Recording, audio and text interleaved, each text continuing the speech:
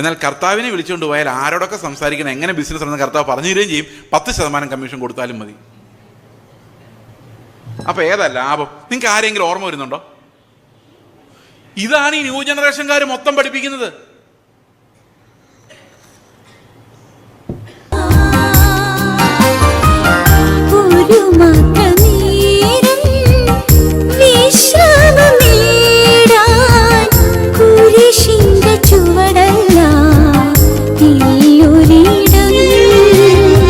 നിങ്ങളുടെ ബിസിനസ് അഭിവൃദ്ധിപ്പെടാൻ 10% ദൈവത്തിന് കൊടുക്കുകയും. കേട്ടിട്ടില്ല ഇത്?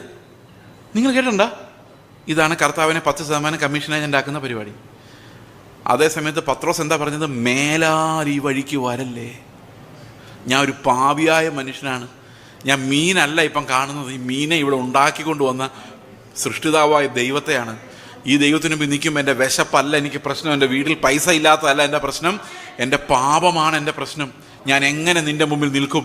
അപ്പോൾ കർത്താവ് പറയാണ്, നീ എൻ്റെ പിന്നാലെ പോരെ, നീ എന്നെ പേടിക്കണ്ട, ഈ സമയത്ത് ഞാൻ പാപികളെ രക്ഷിക്കാൻ വന്നതാണ്, നീ എൻ്റെ കൂടെ പോരെ എന്ന് പറഞ്ഞപ്പം അവൻ അത്രയും ദാരിദ്ര്യത്തിൻ്റെ നടുവിൽ പണവും വള്ളവും വലയും വീടും എല്ലാം വിട്ട് അവനെ അനുഗമിച്ചു. ഇതാരും പറയാത്ത എന്താ?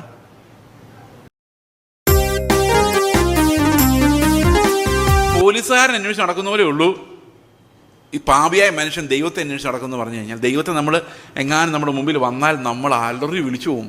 കാരണം അത്ര വിശുദ്ധനാണ്, പരിശുദ്ധനാണ് ദൈവം. എനിക്കറിയാമോ, നമുക്ക് ഒത്തിരി ആവശ്യങ്ങളൊക്കെ ഉള്ള ആൾക്കാർ തന്നെയാണ്.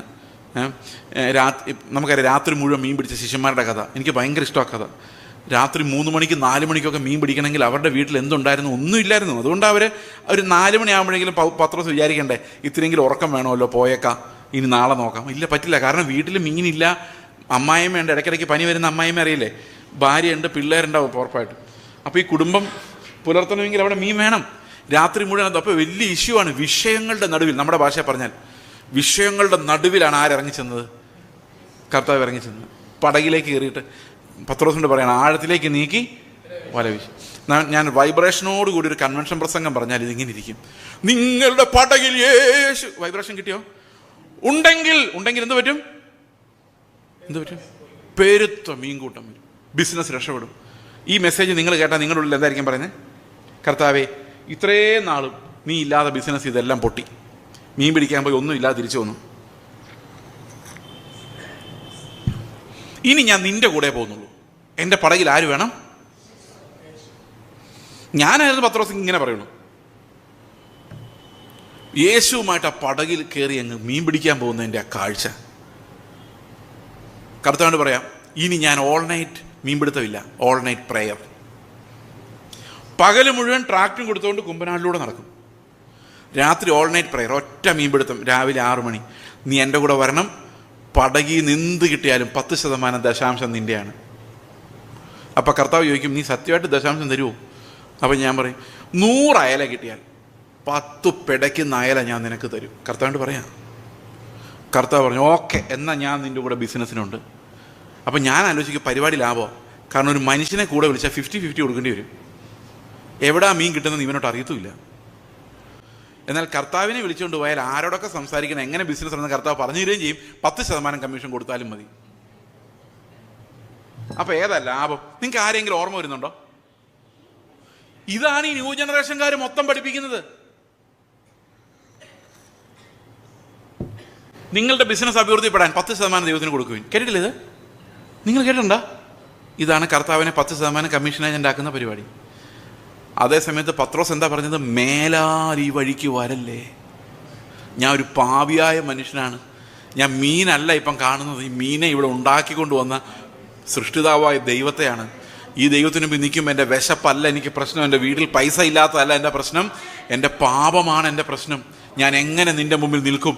അപ്പോൾ കർത്താവ് പറയാണ്, നീ എൻ്റെ പിന്നാലെ പോരെ, നീ എന്നെ പേടിക്കണ്ട, ഈ സമയത്ത് ഞാൻ പാപികളെ രക്ഷിക്കാൻ വന്നതാണ്, നീ എൻ്റെ കൂടെ പോരെ എന്ന് പറഞ്ഞപ്പം അവൻ അത്രയും ദാരിദ്ര്യത്തിൻ്റെ നടുവിൽ പണവും വള്ളവും വലയും വീടും എല്ലാം വിട്ട് അവനെ അനുഗമിച്ചു. ഇതാരും പറയാത്ത എന്താ? നമ്മൾ അന്വേഷിക്കുന്ന മീന, യേശുവിനല്ല. അതുകൊണ്ട് ദൈവത്തെ ആരും അന്വേഷിക്കുന്നില്ല. ഒരു എക്സാമ്പിൾ ഞാൻ പറയുമ്പോൾ ക്ലിയർ ആവും. ഞാനിങ്ങനെ പ്രാർത്ഥിക്കുക, എൻ്റെ കർത്താവേ, എൻ്റെ മക്കളെ കാനഡയ്ക്ക് വിടണേ, കാനഡയ്ക്ക് വിടണേ. അങ്ങനെ ആയിരുന്നു ഒരു കാലത്ത്. അപ്പോൾ പ്രവാചകന്മാർ ഒന്ന് കാനഡയുടെ മുകളിലുള്ള അന്ധകാര ശക്തിയൊക്കെ മാറ്റി അറ്റ്ലാന്റിക്കിൻ്റെ മുകളിൽ കൂടെ പറക്കുന്ന ദേശാധിപ ശക്തിയെല്ലാം ഓടിച്ച് വിസ ക്ലിയറാക്കി. എന്ത് പാടായിരുന്നറിയോ വിടുതലെടുക്കാൻ. കാരണം ദൈവത്തിന് നിങ്ങളുടെ മക്കളെ കാനഡ വിടണമെന്ന് ആഗ്രഹം ഉണ്ടായിരുന്നെങ്കിലും പിശാച് ഉടക്കുണ്ടാക്കിക്കൊണ്ട് ദൈവത്തിന് ഒന്നും ചെയ്യാൻ പറ്റാത്തൊരവസ്ഥയായിരുന്നു. അവസാനം പ്രവാചകൻ കാര്യം സാധിച്ചെടുത്തു, പിശാചിനെ ഓടിച്ചു. വിസയൊക്കെ റെഡിയാറായപ്പോഴാണ് ഒരുത്തൻ പറയുന്നത് കാനഡയിൽ മുഴുവൻ ദാരിദ്ര്യമാണ്, ജോലിയില്ല, അങ്ങോട്ട് ചെല്ലുന്ന പിള്ളേർ അതിനേക്കാൾ സ്പീഡിൽ തിരിച്ചിങ്ങോട്ട് വരുവാണ്. അപ്പം ഞാൻ പ്രാർത്ഥന മാറ്റി. കർത്താവെ എൻ്റെ പിള്ളേരെ ഓസ്ട്രേലിയയിലോട്ട് വിടാൻ വേണ്ടി പ്രാർത്ഥിക്കുന്നു. അപ്പം നിങ്ങൾ ആലോചിച്ച് നോക്കി, ഇത്രയും നേരം കാനഡയിലോട്ട് വിടാൻ വേണ്ടി കഷ്ടപ്പെട്ടുകൊണ്ടിരുന്ന കർത്താവിനെ എങ്ങോട്ട് മാറി? കർത്താവ് എങ്ങോട്ട് മാറി?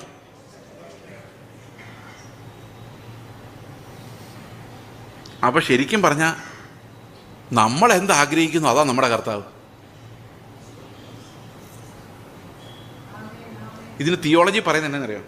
തിയോളജിയിൽ ഇതിനൊരു വാക്ക് പറയും, ഇൻ കർവേറ്റസ് ഇൻ സേ എന്ന് പറയുന്നത്. അത് നിങ്ങൾ പഠിക്കണം, ലാറ്റിൻ പ്രയോഗമാണ്. എന്ന് പറഞ്ഞു കഴിഞ്ഞാൽ നമ്മൾ എങ്ങനെ പോയാലും ഒരു വളഞ്ഞ വഴിയിലൂടെ മാത്രമേ ദൈവത്തെ അന്വേഷിക്കുകയുള്ളൂ. ഈ വളഞ്ഞ വഴി എന്ന് പറഞ്ഞു കഴിഞ്ഞാൽ എന്താ കുഴപ്പം എന്നറിയാം? ഇപ്പോൾ ഈ കുമ്പനാട് നിന്ന് നേരെ പടിഞ്ഞാറോട്ട് പോയാൽ അറബിക്കടലാണ് അല്ലേ? ആണോ? മാപ്പെടുത്ത് നോക്കിയിട്ട് കുമ്പനാട് നിന്ന് നേരെ ഒരു വര വരച്ച് നോക്കി അറബിക്കടലാണ്. നമ്മൾ കടലിന് മുകളിൽ കൂടെ നടന്ന് ഗൾഫിൽ ചെന്നു, നേരെ സ്ട്രെയിറ്റ് ലൈൻ. ഗൾഫ് അല്ലെന്ന് തോന്നുന്നല്ലേ? നമ്മൾ വരച്ച് നോക്കാം വീട്ടിൽ പോയിട്ട്. ഞാൻ പറയുന്നത് എന്നറിയോ? നേരെ നടന്നു എന്നാ. പക്ഷെ എനിക്കറിയാം മാപ്പ് നോക്കുമ്പോൾ നേരെ അല്ല നടന്നേക്കുന്നത്. ഞാനിങ്ങനെ കുറേ കൂടെ നടന്നാൽ കറങ്ങി തിരിഞ്ഞ് പിന്നെയും കുമ്പനാട് വരും. കാരണം ഭൂമി ഒരു ഗോളമാണ്. ഒരു ഉറുമ്പ് ഈ ഗ്ലോബിലൂടെ നേരെ നടന്നാലും നമ്മൾ കണ്ടു നിൽക്കുന്ന നമുക്കറിയുന്നത് മണ്ടത്തരാണ്, കറങ്ങി തിരിഞ്ഞ് അവിടെ വരുള്ളൂ. അപ്പോൾ നമ്മൾ എങ്ങനെ ദൈവത്തെ അന്വേഷിച്ചാലും നമ്മുടെ അതേ സ്വഭാവമുള്ളൊരു ദൈവത്തിൻ്റെ അടുത്ത് നമ്മൾ എത്തുള്ളൂ. നമ്മുടെ അയൽവർക്കാർക്ക് രണ്ട് കൊടുക്കാൻ കാത്തിരിക്കുന്ന ദൈവം, എന്നെ ഉപദ്രവിക്കുന്ന അമ്മായിയമ്മയെ പഞ്ഞിക്കിടാൻ നോക്കിയിരിക്കുന്ന ദൈവം, എൻ്റെ ശത്രുക്കളെല്ലാം ഇടിച്ച് നിരത്താൻ കാത്തിരിക്കുന്ന ദൈവം, എൻ്റെ അതേ സ്വഭാവമുള്ള ദൈവം, എൻ്റെ മക്കൾ രക്ഷപ്പെടാൻ വേണ്ടി മാത്രം പ്രവർത്തിക്കുന്ന ദൈവം. നിങ്ങൾക്ക് അങ്ങനെയുള്ളൊരു ദൈവത്തെ അല്ലേ കിട്ടിയേക്കുന്നത്?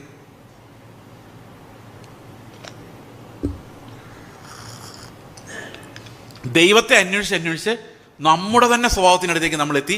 നമ്മുടെ അതേ സ്വഭാവമുള്ളൊരു ദൈവത്തെ നമ്മൾ സങ്കല്പിച്ചു. അതേ മനുഷ്യനെ പ്രസാദിപ്പിക്കുന്ന പ്രവാചകന്മാരെയും കിട്ടി. അപ്പോൾ അവർ ദൈവസങ്കല്പത്തെ, നിന്നെ രക്ഷിക്കുന്ന, നിന്നെ വീണ്ടെടുക്കുന്ന, എവിടെന്നാ? ഇന്ത്യയിൽ നിന്ന് വീണ്ടെടുത്ത് ഓസ്ട്രേലിയയിൽ കൊണ്ടുപോകുന്ന ദൈവം. അത്രയും വലിയ ദൈവം എവിടെയാണ്? നിങ്ങൾക്ക് ഇതിനകത്ത് മണ്ടത്തരം മനസ്സിലാവുന്നുണ്ടെന്ന് ഞാൻ വിചാരിക്കുന്നു. ഉണ്ടോ? ആർക്കറിയാം. ഒരു ദിവസം തൃശ്ശൂർ ഞാൻ പ്രസംഗിക്കുക. രാവിലെ 10:30 തൊട്ട് 3 മണി വരെയാണ്. അവരിങ്ങനെ വെള്ളമൊന്നും തന്നൊന്നുമില്ല. 1 മണിയായപ്പോൾ ഞാൻ പറഞ്ഞു നമുക്ക് നിർത്താം. പോട്ടെ എന്ന് പറഞ്ഞു. 3 മണി കഴിഞ്ഞപ്പം നിർത്തി. ഞാനങ്ങ് നിർത്തി. ഇവർ നിർത്തുന്നില്ല, ഇവർ നല്ലപോലെ വചനം കേൾക്കുന്നുണ്ട്. അന്ന് കുറച്ചുകൂടെ യങ്ങായിരുന്നു, കുറച്ചുകൂടെ നിൽക്കാനുള്ള കപ്പാസിറ്റി ഉണ്ടായിരുന്നു. അതെല്ലാം കഴിഞ്ഞപ്പോൾ ഒരു അമ്മച്ചി എൻ്റെ അടുത്ത് നിന്നിട്ട് പറഞ്ഞു, പാസ്റ്റർ പ്രസംഗം എനിക്ക് വളരെ ഇഷ്ടപ്പെട്ടു. അന്നേരം എനിക്ക് സംശയം തോന്നി, എന്തോ പ്രോബ്ലം ഉണ്ട്. കാരണം ഈ പാപത്തെക്കുറിച്ചെല്ലാം പറഞ്ഞ് എങ്ങനെ ഇഷ്ടപ്പെടുന്ന, പേടിയല്ലേ വരുള്ളൂ. അപ്പോൾ അത് കഴിഞ്ഞപ്പോൾ എനിക്കൊരു സംശയം ചോദിക്കാനുണ്ട്. അപ്പോൾ എനിക്ക് സന്തോഷമായി. കാരണം സംശയം ചോദിക്കാന്ന് പറഞ്ഞാൽ അർത്ഥം ഒന്നുകിൽ ഒന്നും മനസ്സിലായില്ല, അല്ല എന്തൊക്കെയോ മനസ്സിലായിന്നാണ്.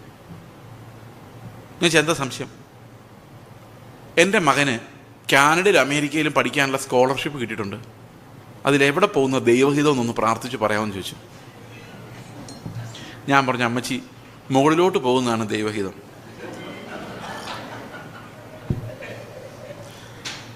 ഇനി ഇതിനകത്ത് കാനഡയിലാണോ അമേരിക്കയിലോട്ടാണോ പോകുന്നത് ദൈവഹിതം എന്നറിയാൻ എനിക്ക് അത്രയും വിവരം, ഈ 2 സ്ഥലങ്ങളെക്കുറിച്ചും വിവരമില്ല. നിങ്ങളതറിയാൻ ഏതെങ്കിലും ഒരു എഡ്യൂക്കേഷൻ എക്സ്പേർട്ടിനെ, കൗൺസിലറെ പോയി കാണാൻ. എന്നെ വെറുതെ വിടും. മുകളിലോട്ടുള്ള വഴി അല്ലാതെ വേറൊരു വഴിയും தெரியாது.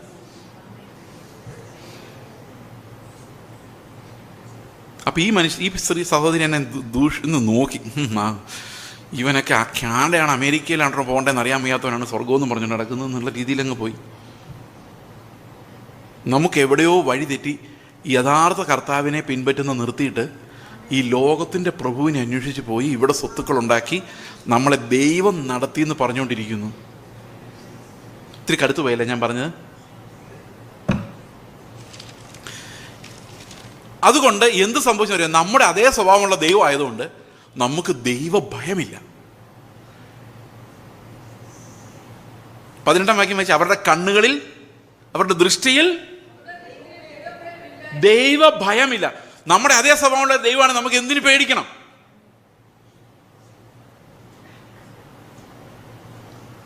സഹോദരനെതിരെ പ്രവർത്തിച്ചാലും